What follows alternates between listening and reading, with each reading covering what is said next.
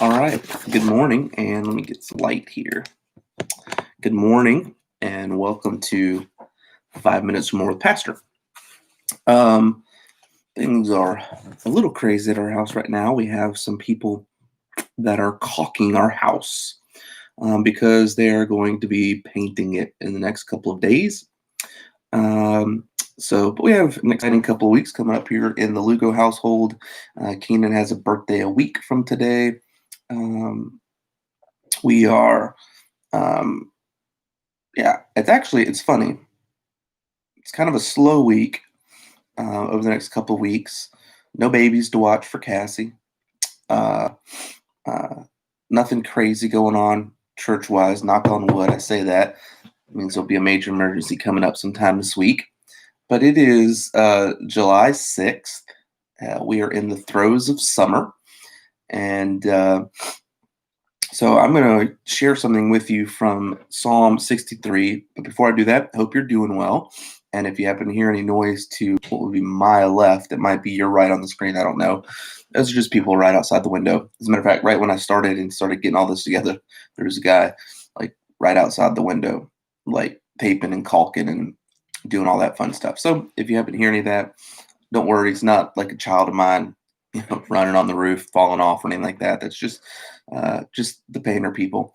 But hope you have had a good weekend. I enjoyed the weekend celebrating July 4th, church yesterday. Enjoyed and look forward to that. And thankful that we have a place to meet in person when we can. And but Psalm 63 is where we are this morning. And again, this happens often where where what we speak about on one of the weekends um, dovetails right in with what we look at in or in our 5 minutes from with Pastor, and that happens today.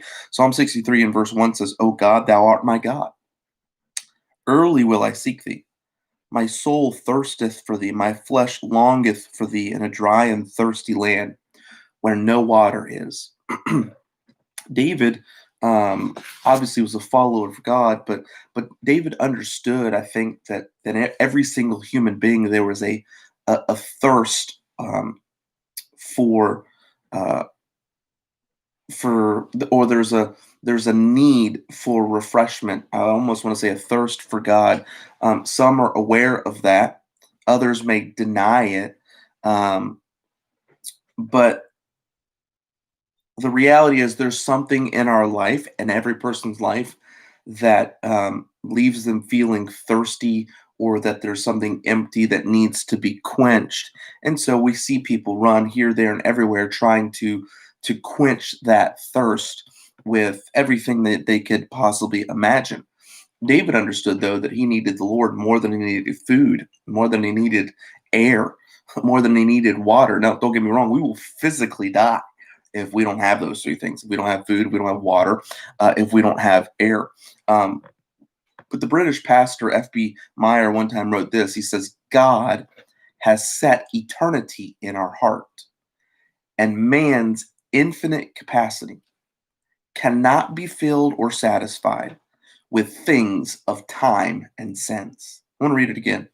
God has set eternity in our heart, and man's infinite capacity cannot be filled or satisfied with the things of time and sense.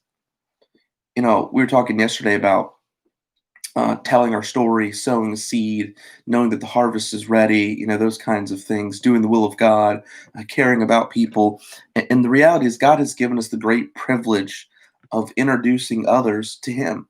Um, but the question is, um, not only should we be doing that, but we should do that with wisdom. So, what do you mean? Well, there's a story, and I'm sure you've heard this before, about a young salesman who was disappointed about losing a sale. He'd worked really hard on it, and he lost the sale at the end.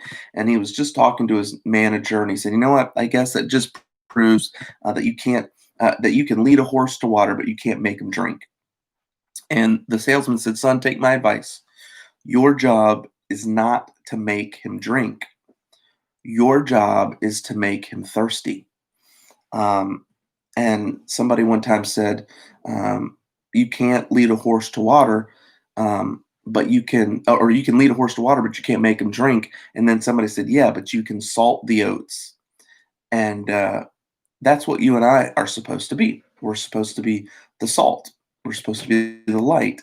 We're supposed to be that thing that makes people thirsty and then point them to the fact that the Lord will satisfy that thirst. And so the result of our lives being filled with Jesus Christ will naturally or should naturally create a thirst for the gospel and other people. We've said it before. I hope we live a life that people see and go, they have something.